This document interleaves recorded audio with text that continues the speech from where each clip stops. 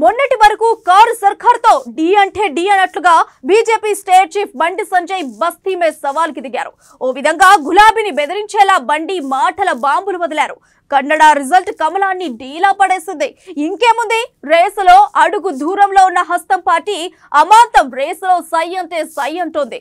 కమలాన్ని kill చేసేలా, కారుని ఢీ కొట్టేలా రేవంత్ వ్యూహాలు రచిస్తున్నారు. దీంతో కాంగ్రెస్ వర్సెస్ కారుగా రాజకీయాన్ని క్రియేట్ చేస్తున్నారు పిసిసి చీఫ్ రేవంత్.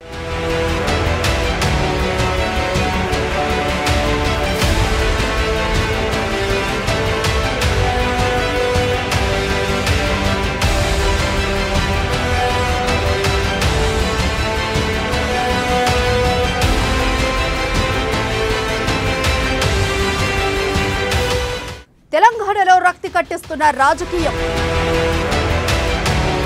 ప్రస్తుతం త్రిముఖ పోరుతో పాలిటిక్స్. బీజేపీని సైడ్ చేసేందుకు కాంగ్రెస్ ఎత్తులు. కన్నడ రిజల్ట్ తోనే బీజేపీని దెబ్బ కొట్టేలా వ్యూహాలు. బీఆర్ఎస్ వర్సెస్ కాంగ్రెస్ లా మారనున్న రాజకీయం.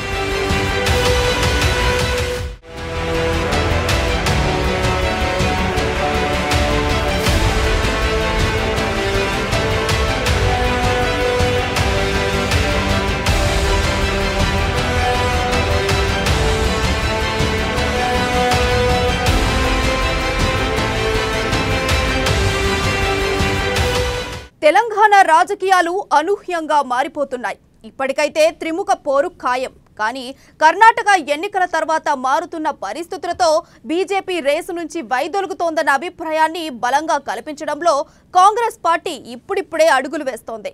అధికారికంగా బీజేపీ నుంచి ఒక్క నేత కూడా కాంగ్రెస్ లో చేరకపోయినా చేరికల సునామీ ఉంటుందని, వచ్చే ఎన్నికల్లో కాంగ్రెస్ వర్సెస్ బీఆర్ఎస్ ముఖాముఖి పోరు ఉంటుందన్న అభిప్రాయం కల్పించడానికి ప్రయత్నిస్తోంది.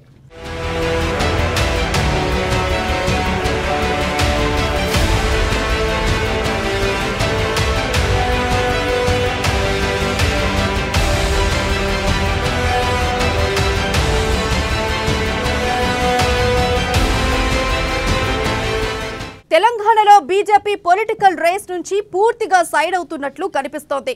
మొన్నటి వరకు అధికార బీఆర్ఎస్ తో డి అంటే డి అన్నట్లుగా వ్యవహరించిన BJP state chief Bandi Sanjay silent అయ్యారు.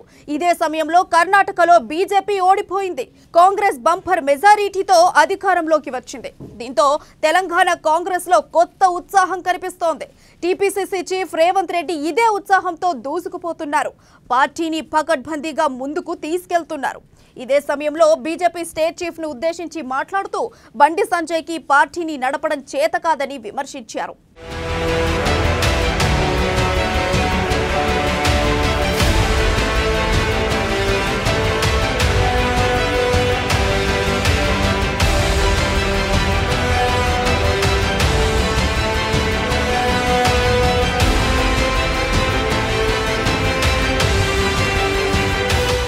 మరోవైపు టీపీసీసీ చీఫ్ రేవంత్ రెడ్డిపై బీజేపీ చీఫ్ బండి సంజయ్ అదే స్థాయిలో కౌంటర్స్ ఇచ్చారు. రేవంత్ రెడ్డిలా పార్టీలు మారడం తనకు చేత కాదన్నారు బండి సంజయ్. ఓటుకు నోటు కేసులా డబ్బులు పంచడం తన వల్ల కాదని, రేవంత్ రెడ్డి కాంగ్రెస్ పార్టీని ఎలా నడుపుతున్నాడో జానారెడ్డి, కోమటిరెడ్డి, జగ్గారెడ్డిని అడిగితే తెలుస్తుందన్నారు. కాంగ్రెస్ ఎవరి చెప్పు చేతల్లో ఉందో తమ దగ్గర సీనియర్లు, బాసులు, అదే కాంగ్రెస్ లో అయితే హోంగార్డ్స్ అంటూ బండి ఎద్దేవా చేశారు.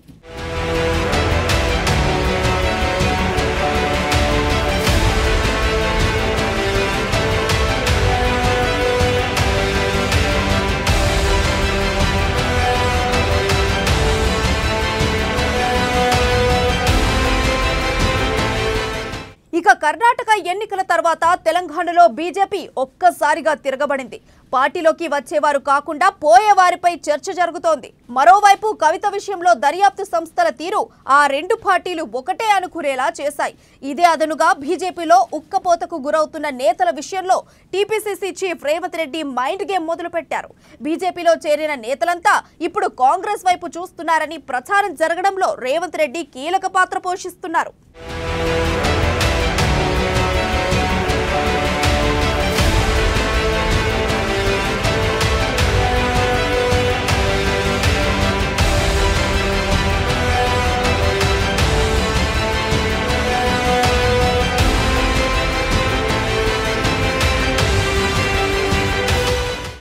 TPCC chief Revanth Reddy BRS తో కాంగ్రెస్ కు ముఖాముఖి పోరు జరిగేలా ప్లాన్ చేస్తున్నారు.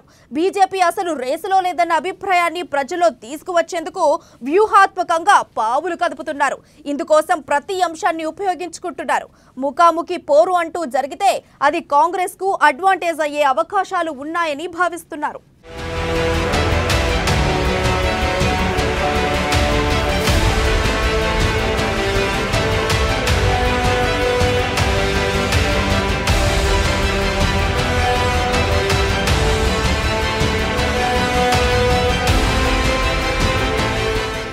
తెలంగాణలో బీఆర్ఎస్ 2 సార్లు అధికారంలో ఉంది. సహజంగానే ఆ పార్టీపై ప్రజల్లో వ్యతిరేకత ఉంది.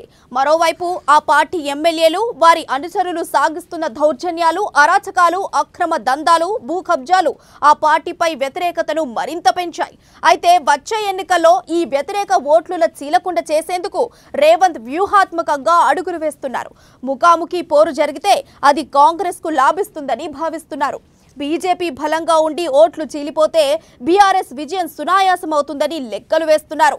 కర్ణాటక విజయం ఇచ్చిన ఉత్సాహంతో ముఖాముఖి పోరు కోసం రేవంత్ పక్కా ప్రణాళికతో ముందుకు వెళ్తున్నారు.